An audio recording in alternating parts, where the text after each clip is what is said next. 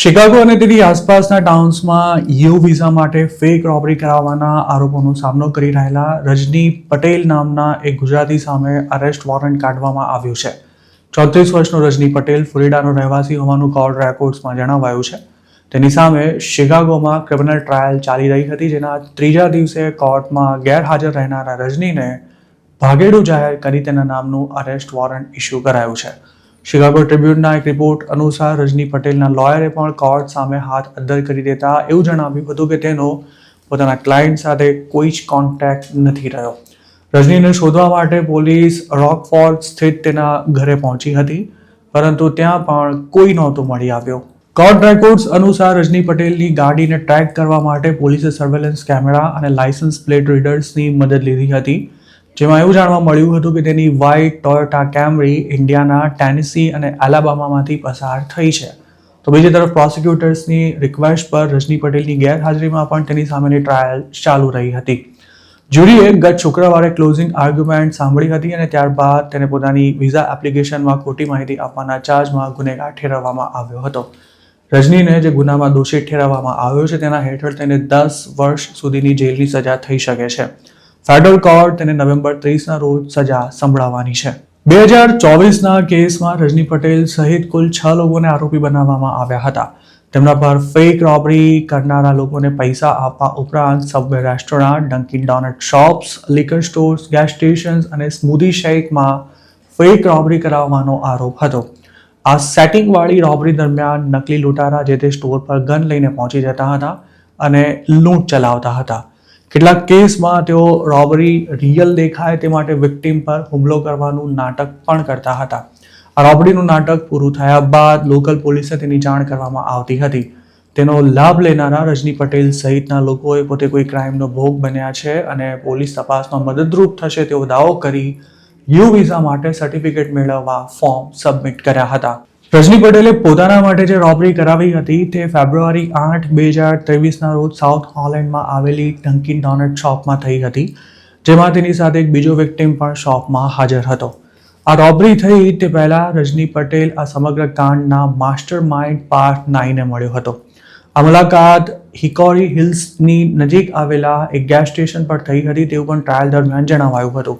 Part 9 આ મામલામાં જાન્યુઆરી 2026માં પોતાનો ગુનો કબૂલ કરી ચૂક્યો છે. તેણે રજની સહિતના લોકોને જણાવ્યું હતું કે કુલ 3 રોબરીને અંજામ આપવામાં આવશે અને તેમાં વિક્ટિમનું વોલેટ પણ લૂંટી લેવાશે, જેથી કોઈ પણ વિક્ટિમે પોતાની પર્સનલ આઇટમ્સ વોલેટમાં ના રાખવી. આગળ જતાં પોતાને કોઈ પ્રોબ્લેમ ન થાય તે માટે રજની પટેલે પાર્ટને એવું પણ કહ્યું હતું કે રોબરી દરમિયાન લૂંટારો તેને મારવાનું નાટક કરે તે પણ સુનિશ્ચિત કરવું, જેથી આ નકલી લૂંટ અસલી લાગે. આ પ્લાન અનુસાર લૂંટારાએ રજનીને મુક્કો મારી તેને ફ્લોર પર પણ પાડી દીધો હતો. ડંકિન ડોનટ્સમાં આ રોબરી થઈ તે વખતનો વિડીયો પણ ટ્રાયલ દરમિયાન રજૂ કરવામાં આવ્યો હતો, જેમાં જોઈ શકાતું હતું કે રોબરી થઈ તે પહેલા રજની એક ટેબલ પર બેઠો હતો. તે વખતે બ્લેક કલરના કપડાં પહેરેલા 3 લોકો શોપમાં ઘૂસ્યા હતા અને તેમણે ગન બતાવી લૂંટ કરવાનું નાટક કર્યું હતું. પ્રોસિક્યુટર્સે જ્યુરીને એમ પણ જણાવ્યું હતું કે આ રોબરીના બદલામાં પાર્ટ 9એ ડંકિન ડોનટ્સના મેનેજરને પૈસા આપ્યા હતા.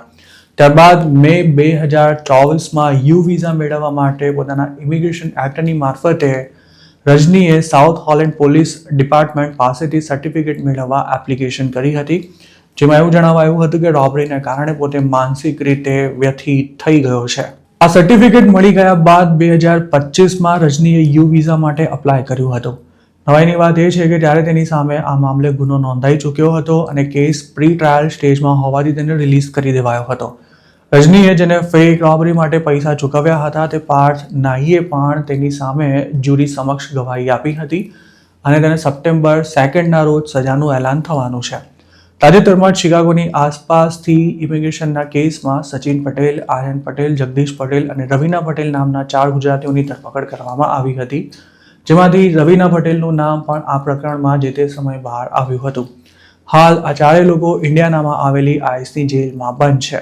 હજુ થોડા દિવસો પહેલા જ ફેક રોબરીના અન્ય એક કેસમાં મિતુલ પટેલ નામના એક ગુજરાતીને બોસ્ટનની ફેડરલ કોર્ટે 1 દિવસની જેલની સજા કરી તેને ડિપોર્ટ કરી દેવાનો આદેશ કર્યો હતો.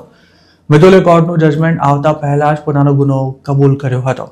જોકે શિકાગોવાળા કેસમાં ટ્રાયલ દરમિયાન જ ગાયબ થઈ ગયેલો રજની પટેલ હવે અમેરિકાની પોલીસના રડાર પર આવી ચૂક્યો છે. તેના માટે લાંબો સમય પોલીસથી બચીને ભાગતા ફરવું જરાય આસાન નથી રહેવાનું અને હવે ધરપકડ થયા બાદ તેને લાંબો સમય જેલમાં પણ રહેવું પડી શકે છે. ઉલ્લેખનીય છે કે શિકાગોમાં ગુજરાતીઓની ખાસી વસ્તી છે, જેમાં ઘણા લોકોએ ફેક રોબરીનો ફાયદો ઉઠાવી અમેરિકામાં લીગલ સ્ટેટસ મેળવી લીધું છે. એવું પણ કહેવાય છે કે શિકાગોમાં રહેતા જેટલા લોકોએ યુ વિઝા મેળવ્યા છે તેમાં ફેક રોબરી કરાવનારા લોકોની સંખ્યા ઘણી જ સારી એવી છે.